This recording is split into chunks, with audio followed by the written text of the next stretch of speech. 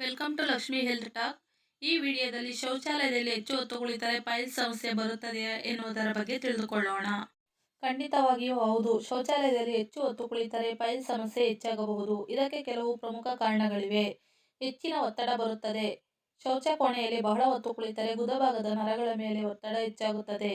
ಇದರಿಂದ ರಕ್ತನಾಳಗಳು ಉಬ್ಬಿ ಪೈಲ್ಸ್ ಸಮಸ್ಯೆ ತೀವ್ರವಾಗಬಹುದು. ಕಾನ್ಸ್ಟಿಪೇಷನ್ ಹೆಚ್ಚಾಗಬಹುದು. ಕೆಲವರು ಫೋನ್ ನೋಡುತ್ತಾ ಅಥವಾ ಪುಸ್ತಕ ಓದುತ್ತಾ ದೀರ್ಘಕಾಲ ಶೌಚ ಮಂದಿರದಲ್ಲಿ ಕೂರುತ್ತಾರೆ. ಇದರಿಂದ ಮಲವಿಸರ್ಜನೆ ಪ್ರಕ್ರಿಯೆ ನಿಧಾನವಾಗುವ ಸಾಧ್ಯತೆ ಹೆಚ್ಚಾಗುತ್ತದೆ. ಪೈಲ್ಸ್ ತಡೆಯಲು ಕೆಲವು ಮನೆಮದ್ದುಗಳು ಮತ್ತು ಜೀವನ ಶೈಲಿಯ ಬದಲಾವಣೆಗಳು ಸಹಾಯ ಮಾಡಬಹುದು. ಇಲ್ಲಿವೆ ಕೆಲವು ಪರಿಣಾಮಕಾರಿಯಾದ ಮನೆಮದ್ದುಗಳು. ಆಹಾರ ಮತ್ತು ಪಾನೀಯ. ಫೈಬರ್ ಯುಕ್ತ ಆಹಾರ, ಹಸಿ ತರಕಾರಿ, ಹಣ್ಣುಗಳು, ಹಸಿರು ಪಲ್ಯಗಳು, ಗೋಧಿಯ ಹಿಟ್ಟು ಮತ್ತು ಗೋಡಂಬಿ ತಿನ್ನುವುದರಿಂದ ಮೂಲವ್ಯಾಧಿ ಕಡಿಮೆಯಾಗುತ್ತದೆ. ನೀರು ಸೇವನೆ. ಪ್ರತಿದಿನ 8 ರಿಂದ 10 ಗ್ಲಾಸ್ ನೀರು ಕುಡಿಯುವುದರಿಂದ ಮೂಲವ್ಯಾಧಿ ತಡೆಯುತ್ತದೆ. ಹಸಿಮೆಣಸು ಮತ್ತು ಉಪ್ಪು ತಿನ್ನುವುದನ್ನು ಕಡಿಮೆ ಮಾಡಬೇಕು, ಏಕೆಂದರೆ ಇವು ಹಠಾತ್ ಮಲವಿಸರ್ಜನೆಗೆ ಕಾರಣವಾಗಬಹುದು.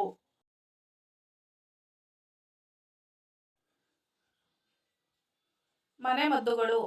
ಮೊದಲನೆಯದಾಗಿ ಈರುಳ್ಳಿ ಮತ್ತು ಮೆಣಸು ಬೆರೆಸಿ ತಿನ್ನುವುದು. ಇದು ಹೆಮರಾಯ್ಡ್ಸ್ನ ಸ್ವೆಲ್ಲಿಂಗ್ ಅನ್ನು ಕಡಿಮೆ ಮಾಡುತ್ತದೆ. ಅರಿಶಿನ ಹಾಲು.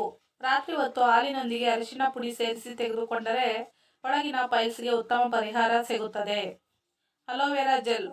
ಪೈಲ್ಸ್ ಇರುವ ಭಾಗಕ್ಕೆ ಹಚ್ಚಿದರೆ ಉರಿ ಮತ್ತು ನೋವು ಕಡಿಮೆ ಆಗುತ್ತದೆ. ನೀರಿಗೆ ಎಳ್ಳು ಹಾಕಿ ಕುದಿಸಿ ಕುಡಿಯುವುದರಿಂದ ಇದು ಮಲವಿಸರ್ಜನೆ ಸರಾಗವಾಗಿಸಲು ಸಹಾಯ ಮಾಡುತ್ತದೆ. ಮಜ್ಜಿಗೆ ಅಥವಾ ಬಟರ್ ಮಿಲ್ಕ್. ಇದನ್ನು ಜೀರಿಗೆ ಪುಡಿ ಸೇರಿಸಿ ಕುಡಿದರೆ ಗ್ಯಾಸ್ಟ್ರಿಕ್ ಸಮಸ್ಯೆ ಕಡಿಮೆಯಾಗುತ್ತದೆ. ಜೀವನ ಶೈಲಿ ಬದಲಾವಣೆಗಳು. ದಿನವಿಡೀ ಕುಳಿತಿರಬಾರದು. ಕನಿಷ್ಠ ಪಕ್ಷ 30 ನಿಮಿಷಕ್ಕೊಮ್ಮೆ ನಿಲ್ಲಿ ನಡೆಯಿರಿ. ಎಣ್ಣೆಯುಕ್ತ ಆಹಾರ ಅಥವಾ ಆಯಿಲ್ ಫುಡ್ಸ್ ಸೇವನೆ ಕಡಿಮೆ ಮಾಡುವುದು. ಶೌಚ ಮಂದಿರದಲ್ಲಿ ಹೆಚ್ಚು ಹೊತ್ತು ಕುಳಿತರೆ ಪೈಲ್ಸ್ ಪ್ರಾಬ್ಲಮ್ ಹೆಚ್ಚಾಗಬಹುದು. ಯೋಗ ಮತ್ತು ವ್ಯಾಯಾಮ. ಮೂಲವಾಗಿ ಮಾಲಾಸನ, ಪವನಮುಖಾಸನ ಮಾಡಿ. ಇವುಗಳನ್ನು ಅನುಸರಿಸಿದರೆ ಪೈಲ್ಸ್ ಸಮಸ್ಯೆ ಕಡಿಮೆ ಮಾಡಲು ಸಹಾಯಕವಾಗುತ್ತದೆ. ಆದರೆ ಗಂಭೀರ ಸ್ಥಿತಿ ಇದ್ದರೆ ವೈದ್ಯರನ್ನು ಸಂಪರ್ಕಿಸುವುದು ಉತ್ತಮ. ಈ ವಿಡಿಯೋ ಇಷ್ಟ ಆಗಿದ್ದಲ್ಲಿ ಲೈಕ್, ಶೇರ್ ಮತ್ತು ಸಬ್ಸ್ಕ್ರೈಬ್ ಮಾಡಿ. Thank you for watching.